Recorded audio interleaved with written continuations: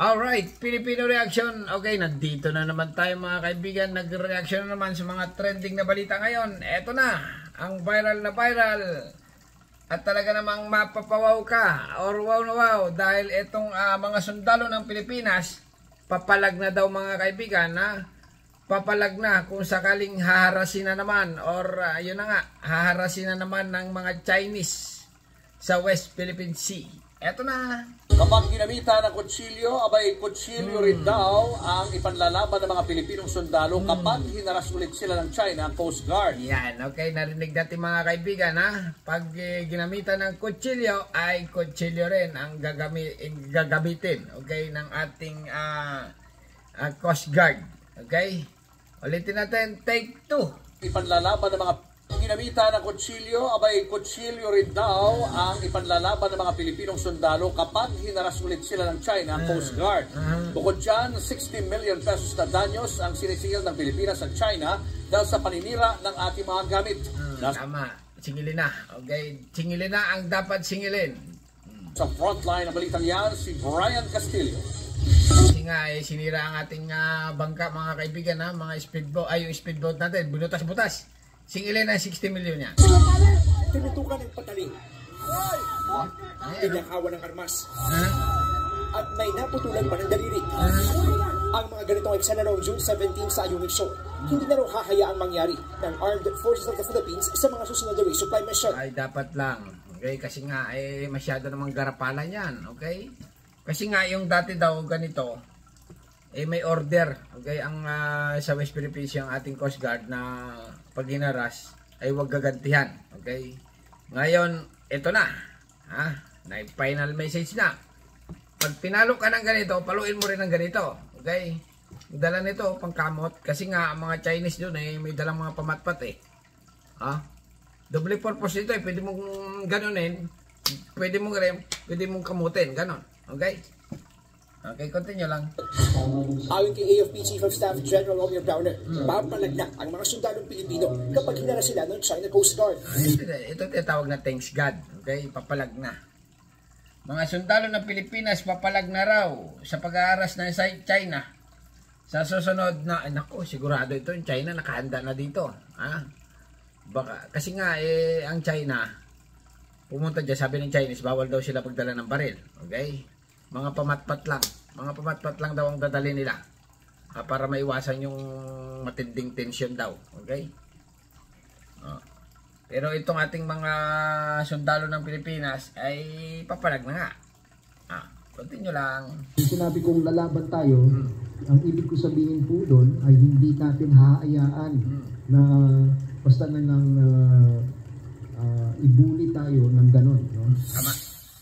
Mahigit 2 linggo matapos ang insidente sa BLP Sierra Madre, nagtungo ngayong araw sa Camp Aguinaldo si Pangulong Bongbong Marcos para pangunahan ang command conference ng AFP, kung saan pinulong niya ang pinakamataas na opisyal ng militar. Dito nilatag ng AFP kay PBBM ang mga susunod na hakbang sa gitna ng tumitinding tensyon sa West Philippine Sea. Ayos sana ito si PBBM Kaya lang, medyo may problema ngayon mga kaibigan. Alam niyo kung bakit? Kasi nga, si PBBM, inaprobahan niya yung mga pagpasok ng mga Indian, okay? Wala na daw visa na mangyayari. Ganon. Madali na. Kaya naman ang mga Indian ay na-expect na ngayong panahon na milyon-milyong Indian ang papasok sa Pilipinas mga kaibigan, Mga Indian sa Canada na palayas na, sa London ganon din kasi nga sobrang dami na i-steal nila yung trabaho. Kaya lang ito na nga. Si PBBM ay pinirmahan niya, okay, yung agreement na madali lang makapasok ang mga Indian sa Pilipinas. Kaya ngayong malapit na, yung mga Indian national ay estimated na milyon-milyon ang papasok sa Pilipinas, okay? Pero yung mga Chinese ay hinigpitan, mga kaibigan, dahil nga mga Chinese ay pasaway. Alright? Pero balik lang tayo mga kaibigan dito sa balita sa West Philippine Sea. Okay, continue lang. Tumanggi si Brown na detalye ang kanilang mga plano tungkol sa mga susunod na RORA mission. Pero kabilang daw sa mga binigyan din nila ang rules of engagement o kung paano tutugon ng mga sundalo kapag hinaras ulit sila ng China. We will apply the same level of force that would allow us to defend ourselves. For instance, kung gumamit po siya ng kutsilyo, gagamit rin tayo ng kutsilyo. Wow! Yan, tinatawag na talagang dapat lang. Okay? Dapat lang. Di ba? Wow! Wow na wow! Talaga naman. Kasi nga mga kaibigan, pag hindi ka nalaban dito sa mga China, mamimiyasa ito eh. Kailangan dapat talaga ito pag may dala ka pamalo agad, yung mga sundalo natin, kasi bawal naman baril eh.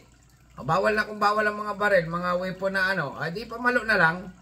Baling ipahiram ko na ito eh. Pag pinalo ka ng ganun, paluin mo na sa puwet. Lakasan mo. Di ba? Para makabawi-bawi naman sa mga Chinese na yan. Sobrang dami na sa Pilipinas ngayon na talaga naman kakainit ng ulo itong mga Chinese na ito. Continue lang. Hindi po yung lalabis. Ayon naman sa AFP, hindi pwedeng palampasin at kalimutan na lang ang mga nangyari nitong nagdaang resupply mission. Gumawa na sila ng mga hakbang para habulin ng China sa mga illegal na ginawa nito. Sabi ni Browner na iparating niya sa China ang apel nila na maibalik na ang mga ninakaw na armas. Sinisingal din nila ng 60 million pesos na damage sa China. Ayan, tanong dito, babayad kaya ito China? 60 million danyos, babayad kaya ito? Sasabihin dito ng China, wow! Babayad? Di nga. Nahulog na ang dapat mahulog. Okay, continue lang. Nila sa mga gamit at bangka sa ilang ginastos sa pagpapagamot at opera. Ay, deliri nito, may balik pa kayo ito? Dapat to bayaran ng malaking pera eh. Kasi putol yung dito pang ano ito eh. Ginagamit talaga ito eh. Daliri Ayan kawawa naman. Dapat to i-promote agad ng general. Joke lang. Okay? Ang continue lang. Seaman First Class Underwater Operator Jeffrey Facundo na naputulan ng daliri sa pangharas ng China Coast Guard. Hindi naman malinaw kung napag-usapan sa Command Conference ang naging revelasyon kamakailan ng kapatid ni BBBM na si Senator Amy Marcos na tinatarget na umano ng hypersonic missiles ng China ang ilang lugar sa Pilipinas. Ayan mga kaibigan, sabi ni Senator Amy Marcos na nakatutok na daw ang mga supersonic missile ng China. Pero sabi ng China, hindi naman daw totoo na yun. Okay? Marites lang ni Senador Amy Marcos. Sinabi rin ng mga marami rin ang nag-opinion dito kay Senador, tunay ba yan? Yung sinasabi mo na yan, baka naman marites lang yan. Kasi nga, wala naman. Okay? Wala naman siyang mailabas kung saan source niya nanggaling yon. Pero iba na rin yung handa, di ba? Supersonics, 25 supersonic ng China nakatutok sa Pilipinas. Mahirap na. Okay? Durog daw eh. Pag pinaputok yung supersonic, pag tumama sa Pilipinas, durog ang Pilipinas, sabi niya. Continue lang. Kahit daw siya nagtataka kung saan nakuha ni Senator Ivy ang impormasyon. Ito mismo hindi ko nakita yung sinasabing report na yan or even the locations of these 25 targets. Dapat alam niyo yan. Okay? Kasi mahirap yan. 25 target, missile, nakatotok na sa bubong ng bahay nyo. Pag tumama ang supersonic sa bahay nyo, sigurado, wasak na wasak. Ang tira doon sa bahay nyo ay pulbos. Okay, continue lang. Sa kabilang ng AFP, na pinaghahandaan na ng militar ang anumang posibleng banta laban sa ating bansa. Ang isa pong pwede natin gawin is we harden our facilities. Yan ang problema ng Pilipinas eh. Wala tayong mga Iron Dome. Hindi katulad ng Israel may Iron Dome. Pilipinas wala talaga. Tamang lang, halimbawa pumutok sa super ganunin ka na lang. Ayan na! Yeah! Welcome to Philippines, di ba? Eh tumakbo ka pa. Kasi nga kahit tumakbo ka, hagip ka na rin niya mga kaibigan.